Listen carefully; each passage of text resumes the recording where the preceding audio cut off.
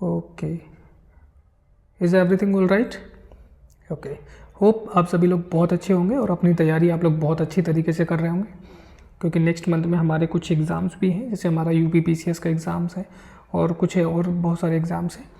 तो अपनी तैयारी को आप ज़बरदस्त तरीके से करते रहिए, बढ़िया तरीके से करते रहिए और क्लासेस को रेगुलर बेसिस पे देखते रहिए, ताकि आपकी जो तैयारी हो थोड़ा एक अच्छे लेवल पे पहुंच सके। और आज 25 फरवरी है, कुछ ऐसे कारण रहे जिसकी वजह से हमारी कल की क्लास नहीं हो पाई थी, तो हमने कल का और आज का दोनों दिनों का करंट अफेयर हमने इस वीडियो में डिस्कस कर लिया है। एक चीज़ मैं आप लोगों को और बताना चाहता हूँ कि ये जो वीडियो रहेंगी, ये जो क्लासेस रहेंगी, इंग्लिश मीडियम और हिंदी मीडियम दोनों के लिए रहने वाली है। हमने कल की क्लास में भी यह डिस्कस किया था, क्योंकि हम इसमें जो कंटेंट जो प्रोवाइड करा रहे हैं वो हिंदी और इंग्लिश दोनों ही लैंग्वेज में रहने वाला है। तो आपको किसी भी तरह की कोई प्रॉब्लम नहीं होने वाली है, तो चाहे तो आप हिंदी मीडियम से हो या फिर इंग्लिश मीडियम से हो, ये क्लासेस आपको डेफिनेट हेल्प करने वाली हैं आपके एग्जाम्स के पॉइंट ऑफ व्यू से। चलिए, तो आज का हमारा जो क्वेश्चन है, जनवरी महीने के लिए ICC men's player of the month का अवार्ड किसने जीता है? Who won the ICC men's player of the month award for the month of January? Your options are Ollie Pope, Shamar Joseph, Josh Hazlewood या फिर Jasprit Bumrah. Okay, let's see the answer. The answer of this question that is Shamar Joseph. International Cricket Council ने West Indies cricket team के तेज गेंदबाज summer Joseph को जनवरी महीने के लिए player of the month award से सम्मानित किया है। अब यहाँ से दो तरह के क्वेश्चन आपके बनेंगे। एक तो ये कि Shamar Joseph related to which country? The answer is West Indies. Second question ये बन सकता है Shamar Joseph related to which sports? The answer is cricket. तो ये दोनों तरह के आपके आंसर्स क्वेश्चन बन सकते हैं यहाँ से। जोसेफ ने ऑस्ट्रेलिया के दौरे पर टेस्ट सीरीज में कमाल का प्रदर्शन किया। समर जोसेफ पुरुष ICC player of the month का अवार्ड जीतने वाले पहले वेस्ट इंडीज खिलाड़ी हैं। महिला वर्ग में आयरलैंड की Amy Hunter player of the month का अवार्ड जीता है। चलिए, कुछ एक्सप्लेनेशन, अन्य महत्वपूर्ण जानकारियाँ इसकी वो देख लेते हैं। किस राज्य ने कर्नाटक को हराकर 5वीं बार राष्ट्रीय व्हील चेयर रग्बी चैंपियनशिप जीती है? तो इसका सही आंसर हो जाएगा महाराष्ट्र। नेक्स्ट क्वेश्चन है हमारा, भारत ने किस देश को 10 विकेट से हराकर 8वीं बार एशिया कप 2023 जीता है? किसको हराया भैया? श्रीलंका को अभी हाल ही में जीता है उन्होंने। एक दिवसीय मैचों में 10,000 रन बनाने वाले छठे भारतीय बल्लेबाज कौन बने हैं? रोहित शर्मा। हमने लास्ट क्लास में भी हमने ये डिस्कस किया था कि रोहित शर्मा जो है वो सबसे ज़्यादा 6 लगाने वाले भारतीय कप्तान बन चुके हैं। कितने 6 लगाए उन्होंने? 2012। इससे पहले जो नंबर आता था वो आता था महेंद्र सिंह धोनी का, जिन्होंने 2011 6 लगाए हैं। अगला, हाल ही में सबसे तेज 150 ODI विकेट लेने वाले भारतीय स्पिनर कौन बने हैं? कौन बने हैं? Answer Kuldeep Yadav. Next question, हाल ही में काजी नींबू को किस राज्य का राजकीय फल के रूप में मान्यता दी है? ऑप्शन है आपके असम, मेघालय, नागालैंड या फिर Arunachal Pradesh. The right answer of this question Assam. Assam के कृषि मंत्री अतुल बोरा ने घोषणा की कि काजी नींबू को असम के राजकीय फल के रूप में मान्यता दी गई है। अब राजकीय फल क्या है? राजकीय मतलब उस राज्य का जो फल है। हमारे यहाँ क्या होता है, कोई भी राष्ट्रीय भाषा नहीं है, कुछ राजकीय भाषाएं हैं। तो आप लोगों को कमेंट में ये बताना है कि हमारे देश की राजकीय भाषा कौन सी है। यह है नींबू की किस्म का एक फल होता है। काजी नींबू को पहले ही GI टैग मिल चुका है। पिछले 2 वर्षों में इस फल को मध्य पूर्व सहित कई देशों में निर्यात किया गया है। कुछ अन्य महत्वपूर्ण जानकारियां हैं वो देख लेते हैं। किस राज्य में कच्छी खजूर को GI टैग का दर्जा मिला है? किस राज्य में मिला है? गुजरात में मिला है। किस राज्य में कारीशाद आम को GI टैग का दर्जा दिया गया है? किसमें? कर्नाटक में दिया गया है। किस राज्य की कांगड़ा चाय को यूरोपीय GI टैग दिया गया है? हिमाचल। किस राज्य में मनाम मदुरई मिट्टी के बर्तन को GI टैग दिया गया है? किसको दिया गया है? तमिलनाडु का। नेक्स्ट क्वेश्चन आज का, किस देश के अनुसंधानकर्ताओं ने बाल्टिक सागर में लगभग 1 किलोमीटर लंबी पत्थर की दीवार की खोज की है? कौन सा देश है? ऑप्शन है हमारे इटली, जर्मनी, डेनमार्क या फिर England. Right answer of this question Germany. किसने खोजी है? जर्मनी ने खोजी है। देख लेते हैं इसका एक्सप्लेनेशन, क्या सही एक्सप्लेनेशन हो सकता है इसका।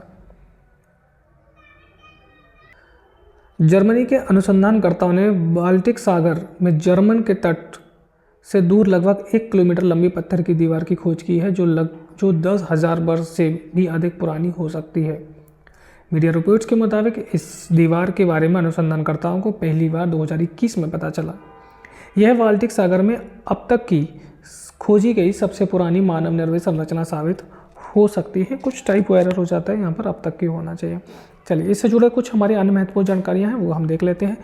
अंतरिक्ष में जाने वाली पहली अरब महिला अंतरिक्ष यात्री हाल ही में कौन बनी है? कौन बनी है? रवियाना बरनाबी।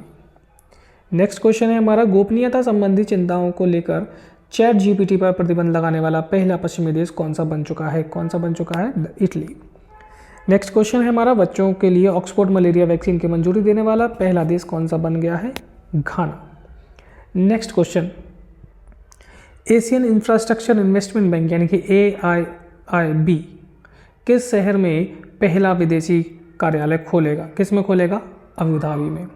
नेक्स्ट क्वेश्चन, किस राज्य में भारत की पहली हेलीकॉप्टर आपातकालीन चिकित्सा सेवा शुरू की गई है? इंपॉर्टेंट क्वेश्चन है ये। और आपके ऑप्शन है तमिलनाडु, उत्तराखंड, तेलंगाना या फिर Kerala. The right answer of this question that is Uttarakhand. अभी एम्स के द्वारा ये बेसिकली सुविधा जो है वो शुरू की गई है। कौन सी? हेलीकॉप्टर आपातकालीन चिकित्सा सेवा।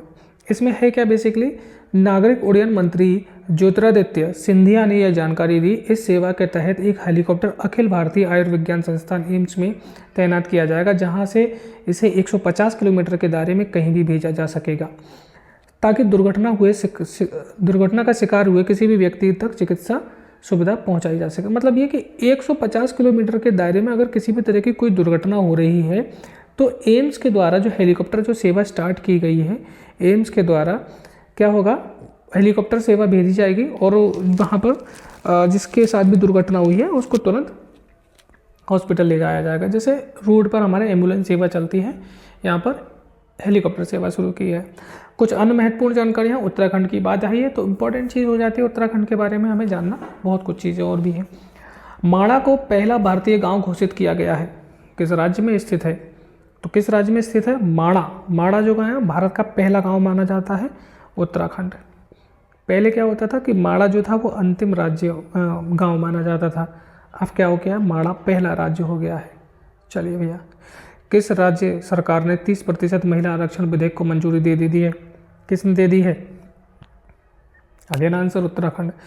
किस राज्य ने सख्त नकल विरोधी कानून 2023 लागू किया है? उत्तराखंड। किस राज्य में पहला इलेक्ट्रिक तीर्थ कॉरिडोर बनाया जा रहा है? अगेन आंसर उत्तराखंड हो जाएगा। Next question, Institute of Chartered Accountants of India के अध्यक्ष का पदभार किसने ग्रहण किया है?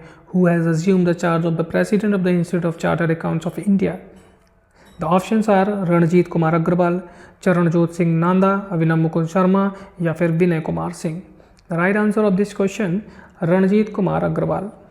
Institute of Chartered Accountants of India ने CA रणजीत कुमार अग्रवाल को अध्यक्ष और CA चरणजोत सिंह नंदा को उपाध्यक्ष चुना है।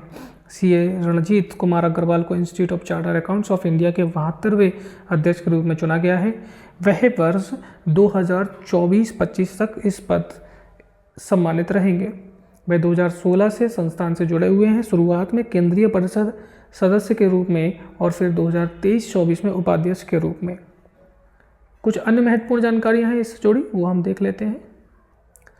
किसे कोटक महिंद्रा के नए अध्यक्ष के रूप में चुना गया है? किसे चुना गया भैया? CS राजन को चुना गया है। किसे चार्ट गणराज्य में भारत के अगले राजदूत के रूप में नियुक्त किया गया है? डॉक्टर हिफ्जुर रहमान को। हाल ही में किसे सशस्त्र सीमा बल SSB का नया महानिदेशक तो किसे चुना गया है? दलजीत सिंह को चुना गया है।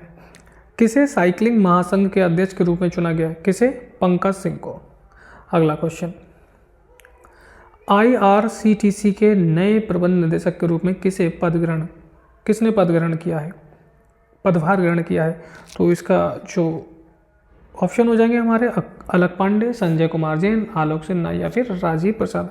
आपको पता होना चाहिए कि जो हमारी IRCTC है ये किसके लिए काम करती है? ये इंडियन रेलवे है बेसिकली। तो किसको इसका नया अध्यक्ष प्रबंध निदेशक चुना गया है?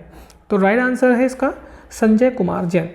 1990 बैच के भारतीय रेलवे यातायात सेवा IRTS अधिकारी श्री संजय कुमार जैन ने आज भारतीय रेलवे खानपान और पर्यटन निगम लिमिटेड IRCTC के अध्यक्ष और प्रबंध निदेशक का पदभार ग्रहण किया है। श्री संजय कुमार जैन एक योग्य चार्टर्ड अकाउंटेंट सीए हैं। उन्होंने सरकार के नीति निर्माण, वाणिज्यिक उद्यम और विकासात्मक उद्यम क्षेत्र में प्रमुख भूमिका निभाई है। कुछ अन्य जुड़ी महत्वपूर्ण जानकारियां हैं, ये हम देख लेते हैं। राष्ट्रीय महिला आयोग के किस पूर्व अध्यक्ष का निधन हो गया है? किसका निधन हो गया है भैया? वी मोहिनी गिरी जी का निधन हो गया है। किसको राष्ट्रीय स्वास्थ्य प्राधिकरण के निदेशक के रूप में नियुक्त किया गया है? प्रवीण शर्मा को। किसे नागरिक उड्डयन महानिदेशालय DGCA का अगला महानिदेशक नियुक्त किया गया है? विक्रम देव दत्त को। किसे टाटा ट्रस्ट के नए CEO के रूप में नियुक्त किया गया है? किसे नियुक्त किया गया है? सिद्धार्थ शर्मा को। अगला क्वेश्चन, किस शहर में दुनिया की पहली एयर टैक्सी सेवा शुरू की जाएगी? किस में की जाएगी? ऑप्शन है हमारा लंदन, टोक्यो, मुंबई या फिर दुबई। देख लेते हैं, सही आंसर इसका हो जाएगा दुबई। दुबई हमेशा चर्चा में रहता है, टेक्नोलॉजी के मामले में बहुत ज़्यादा आगे बढ़ रहा है। तो पहली एयर टैक्सी इन्होंने शुरू की है, अब टैक्सी भी हवा में उड़ेंगी। शहरी परिवहन में क्रांति लाने के लिए एक अग्रणी कदम उठाते हुए दुबई ने विश्व सरकार शिखर सम्मेलन 2024 में दुनिया की पहली एयर टैक्सी सेवा शुरू करने के लिए समझौते पर हस्ताक्षर किए हैं। ये समझौते दुबई को इलेक्ट्रिक हवाई टैक्सी और वर्टीपोर्ट्स के शहर व्यापी नेटवर्क को तैनात करने में अग्रणी बनने में सक्षम बनाते हैं। यह टैक्सी पहल जॉवी एविएशन S4 पर केंद्रित है, जो एक अभिनव विमान है जो 4 यात्रियों और 1 पायलट को आराम से ले जा सकता है। मतलब ये जो टैक्सी उड़ेंगे उसमें 5 लोग आराम से बैठे जा सकते हैं, 4 यात्री और 1 जो पायलट होगा। अब ये उड़ने वाली है तो डेफिनेटली इसमें पायलट ही होगा, ड्राइवर तो होगा ही नहीं। इससे जुड़ी कुछ अन्य महत्वपूर्ण जानकारियां हैं। किस राज्य के चंद्रपुर और यवतमाल जिलों को जोड़ने वाले राजमार्ग पर दुनिया का पहला 200 मीटर लंबा वांस गैस बैरियर स्थापित किया गया है? किस राज्य में? महाराष्ट्र में। भारत के किस राज्य में दुनिया का पहला 3D प्रिंटेड मंदिर बनाया गया है? किस में बनाया गया है? तेलंगाना में बनाया गया 3D प्रिंटेड मंदिर। भारत के किस राज्य में 2025 तक दुनिया का सबसे बड़ा रामायण मंदिर बनाया जाएगा? किस में बनाया जाएगा? बिहार में बनाया जाएगा। अब आप समझिए, अभी 24 जनवरी को अयोध्या में श्री राम मंदिर का प्राण प्रतिष्ठा हुई है। तो आपसे कन्फ्यूजन में डालने के लिए वो इस तरह का क्वेश्चन आपको देगा कि रामायण मंदिर और राम मंदिर में आपको कन्फ्यूज कराएगा। तो आपको समझना है कि बिहार में जो बन रहा है वो रामायण मंदिर बन रहा है और उत्तर प्रदेश में जो बना है वो राम मंदिर बना है। किस केंद्रीय मंत्री ने इफ्को द्वारा विकसित दुनिया का पहला नैनोडैप लॉन्च किया है? किसने किया है? Amit Shah is the right answer. Next question देख लेते हैं इसका। पहले digital India future skill summit का आयोजन कहाँ किया जा रहा है? Your options are Varanasi, Jaipur, Guwahati या फिर पटना। तो इसका सही आंसर हो जाएगा गुवाहाटी। केंद्रीय मंत्री राजीव चंद्रशेखर ने डिजिटल इंडिया फ्यूचर स्किल शिखर सम्मेलन 2024 का उद्घाटन किया है। इसका आयोजन इलेक्ट्रॉनिक्स और सूचना प्रौद्योगिकी मंत्रालय और राष्ट्रीय इलेक्ट्रॉनिक्स एवं सूचना प्रौद्योगिकी संस्थान के माध्यम से किया जा रहा है। इस शिखर सम्मेलन में उद्योगपति और शिक्षाविदों सहित लगभग 1000 से अधिक लोग भाग ले रहे हैं। कुछ अन्य एक्सप्लेनेशन है हमारे, थोड़ी सी और जानकारियाँ हैं। किस भारतीय शहर में SCO मिलेट्स फूड फेस्टिवल 2023 का आयोजन किया जा रहा है? किस में किया जा रहा है भैया? मुंबई में किया जा रहा है। Mumbai is the right answer. Next हो जाता है आर्थिक सहयोग के लिए भारत स्पेन संयुक्त आयोग का 12वां सत्र कहाँ आयोजन किया जा रहा है? कहाँ किया जा रहा है? वो भी हमारा नई दिल्ली में किया जा रहा है। चलिए अगला क्वेश्चन देख लेते हैं हम। किस शहर में जल पर पहला अखिल भारतीय वार्षिक राज्य मंत्रियों का सम्मेलन आयोजित किया गया है? किस में किया गया? भोपाल में। किस शहर में इंटरनेशनल फाइनेंशियल आर्किटेक्चर पर 2 दिवसीय सम्मेलन का आयोजन किया जा रहा है? चंडीगढ़। चलिए भैया नेक्स्ट क्वेश्चन हम देख लेते हैं। विश्व मानव विज्ञान दिवस मनाया जाता है, कब मनाया जाता है? 13 फरवरी, 14 फरवरी या 15 फरवरी या फिर 16 फरवरी। आंसर आपका दे रखा है, कब मनाया जाता है? 16 फरवरी को मनाया जाता है। आइए देख लेते हैं इसका एक्सप्लेनेशन। विश्व मानव विज्ञान दिवस की उत्पत्ति मानव विज्ञानियों ने के अपने अनुशासन को बढ़ावा देने और सार्वजनिक जागरूकता बढ़ाने के प्रयासों से हुई है। अमेरिका एंथ्रोपोलॉजिकल एसोसिएशन यानी कि AAA ने मानव विज्ञान को एक विज्ञान और दुनिया को समझने के तरीके के रूप में मानने के लिए 2015 में आधिकारिक तौर पर वर्ल्ड एंथ्रोपोलॉजी डे की शुरुआत की है। अब क्वेश्चन आपसे इसी तरह का बनेगा। क्या क्वेश्चन बनेगा कि वर्ल्ड एंथ्रोपोलॉजी डे कब मनाया जाता है और इसकी शुरुआत कब की गई थी? तो कब की गई थी भैया? 2015 में की गई थी। और ये क्या होता है? फरवरी महीने के तीसरे गुरुवार को मनाया जाता है। कब मनाया जाता है? फरवरी महीने के तीसरे गुरुवार को मनाया जाता है। विश्व मानव विज्ञान दिवस 2024 की थीम क्या थी? कनेक्शन और सहयोग। क्या थीम रही थी इसकी? कनेक्शन और सहयोग। चलिए कुछ अन्य महत्वपूर्ण जानकारी। 1 जून को विश्व दुग्ध दिवस मनाया जाता है। 3 जून को विश्व साइकिल दिवस। 5 जून हमको पता ही है विश्व पर्यावरण दिवस मनाया जाता है। 7 जून विश्व खाद्य सुरक्षा दिवस। 8 जून को विश्व ब्रेन ट्यूमर दिवस। 8 जून को ही विश्व महासागर दिवस मनाया जाता है और 8 जून को ही राष्ट्रीय सर्वोत्तम मित्र दिवस मनाया जाता है और 12 जून को विश्व बाल श्रम निषेध दिवस मनाया जाता है। चलिए देख लेते हैं कुछ। हमने इसमें थोड़ा सा करंट अफेयर्स की हमने बात की है, ताकि क्योंकि करंट अफेयर्स की तो बात की है, थोड़ा हमने जीके और जीएस की इसमें बात की है, तो देख लेते हैं। लेकिन ये करंट से ही जुड़ा हुआ है, इसलिए हमने यहाँ पर बात की है। यूनेस्को द्वारा कलिंग पुरस्कार किस क्षेत्र के लिए दिया जाता है? तो किस क्षेत्र के लिए दिया जाता है भैया? विज्ञान क्षेत्र के लिए दिया जाता है। हैदराबाद में चार मीनार का निर्माण किसने कराया? कुली कुतुब शाह ने कराया था। कांग्रेस द्वारा पूर्ण स्वाधीनता का प्रस्ताव कब और कहाँ पारित किया गया था? तो आपको पता होना चाहिए कि 1929 में 1929 में हमारे भारत के पहले प्रधानमंत्री पंडित जवाहरलाल नेहरू ने लाहौर अधिवेशन में यह प्रस्ताव रखा था। कौन सा प्रस्ताव रखा था? पूर्ण स्वाधीनता का प्रस्ताव रखा था। ठीक है, तो कब मनाया जाता है भैया? कब रखा गया था? 1929 में रखा गया था। अगला क्वेश्चन, श्वेत क्रांति का संबंध किससे है? किससे है आपको पता है? क्योंकि वर्ड श्वेत है तो इसलिए श्वेत क्रांति का संबंध दूध से हो जाता है। ऐसी बहुत सारी क्रांतियां हैं। अगर मैं बात करूं कि नीली क्रांति का संबंध किससे है, तो नीली क्रांति का संबंध मत्स्य पालन से यानी कि मछली पालन से हो जाता है। ऐसी एक पीली क्रांति होती है, उसका संबंध मधुमक्खी पालन से हो जाता है। ऐसे ही एक हमारा हरित क्रांति की जैसे हम बात करें तो हरित क्रांति मतलब जो हमारा वनस्पतियां वगैरह हैं, इससे इसका संबंध। ऐसी बहुत सारी क्रांतियां हैं। अगला हमारा आ जाता है, भारत का सबसे पुराना चालू रेल इंजन कौन सा है? कौन सा है? फेरी क्वेन। भारत का प्रथम तेल संशोधन संयंत्र कहाँ पर स्थित है? कहाँ पर? डिगबोई यानी कि असम में स्थित है। तो ये हमारे कुछ करंट अफेयर्स की क्लासेस थी। तो होप आप लोगों को समझ में आई होगी और डेफिनेटली ये क्लास आपके लिए हेल्पफुल रहेगी। और अगर आप अपनी तैयारी एक अच्छे लेवल पे करना चाहते हैं, बढ़िया तरीके से करना चाहते हैं, तो हमारे साथ बने रहिए। और जितना भी करंट अफेयर्स होता है हम यहाँ पर कवर करते हैं और जो बहुत ही ज़्यादा इंपॉर्टेंट रहता है हर एग्ज़ाम के पॉइंट ऑफ व्यू से। तो लगातार हमारे साथ बने रहिए, क्लासेस को देखते रहिए, अपनी तैयारी बहुत अच्छी तरीके से करते रहिए। हम मिलेंगे अगली नेक्स्ट वीडियो में डेफिनेट। तब तक के लिए धन्यवाद। Thank you.